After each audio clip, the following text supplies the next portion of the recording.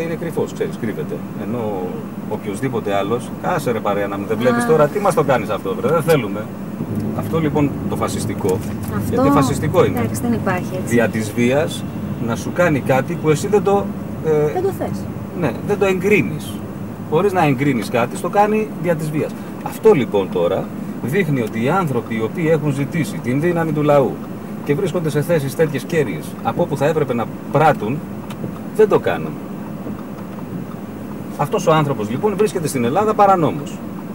Να μου πεις, μα είναι φτωχός, δεν είχε να ζήσει στην πατρίδα του.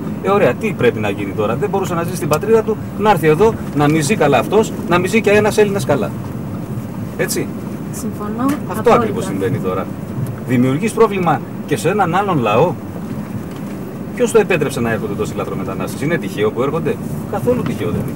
Και αυτό που λέω τώρα εγώ δεν είναι ούτε ρατσιστικό, εγώ τους αγαπώ αυτούς τους ανθρώπους.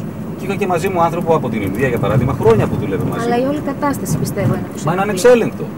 Είναι ανεξέλεγκτο και δημιουργεί πρόβλημα.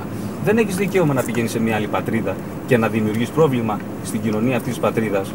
Γιατί εσύ το σκάσεις από τη δική σου, γιατί δεν ζεις και τόσο καλά. Και σου λέει, καλά ρε συνόδη μου, να πούμε, δηλαδή και αυτοί οι άνθρωποι να μη ζήσουν και εμείς δεν πήγαμε, λέει, στη Γερμανία, στην Αυστραλία. Όχι, δεν πήγαμε στη Γερμανία, στην Αυστραλία και στον Καναδά και στην Αμερική. Νομίζουμε ότι κάναμε και αυτό, έτσι. Εμείς δεν πήγαμε εκεί. Εκεί μας ζήτησαν εργατικά χέρια και οι κυβερνήσεις μας συμφώνησαν να στείλουν, γιατί οι κυβερνήσεις ήταν ανίκανες να δημιουργήσουν θέσεις εργασίας στην Ελλάδα και ανάγκασαν τον κόσμο να φύγει.